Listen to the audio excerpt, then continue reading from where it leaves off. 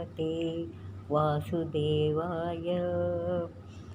ज्ञान विज्ञान योग, अध्याय 7वां, ज्ञान विज्ञान योग। भगवान श्री कृष्ण कहते हैं, मैं विज्ञान सहित तत्वज्ञान को संपूर्णतया बताता हूँ, जिसको जानकर संसार में फिर से और कुछ भी जानने योग्य शेष नहीं रहेगा।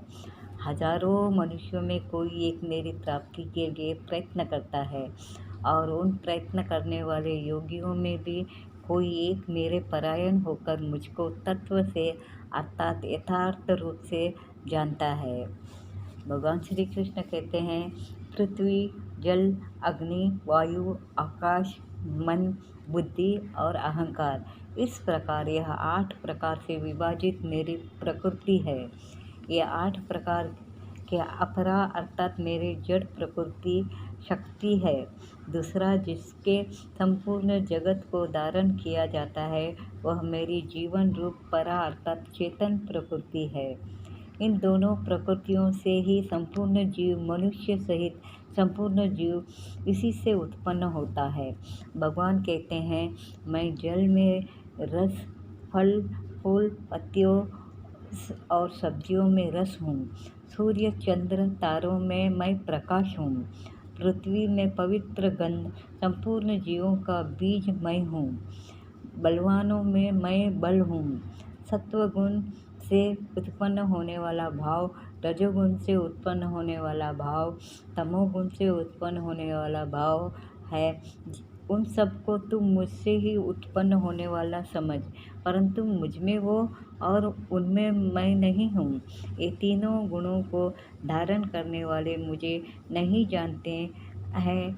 मैं इन तीनों गुणों से अपरा हूँ। माया के द्वारा जिनका ज्ञान दूषित हो गया, भूल गया है, ऐसे असुर स्वभाव को धारण किए हुए मनुष्य के नीच दूषित कर्म करने वालों मुझको नहीं बचते।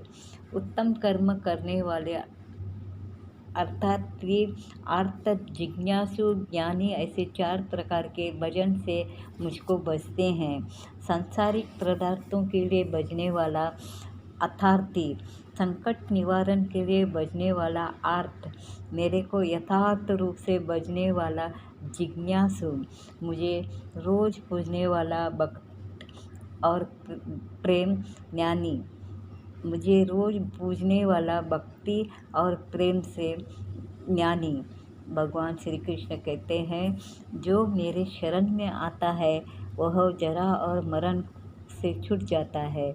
जो पुरुष उस ब्रह्म को संपूर्ण रूप से अध्यात्म को संपूर्ण कर्म को जानता है, वह पुरुष आदिभूत और आदिदेव के सहित तथा आदि यज्ञ के सहित सबका आत्मरूप मुझे अंतकाल में ही जानता है। वो मुझे ही प्राप्त हो जाता है। महात्म्य फलस्तुति।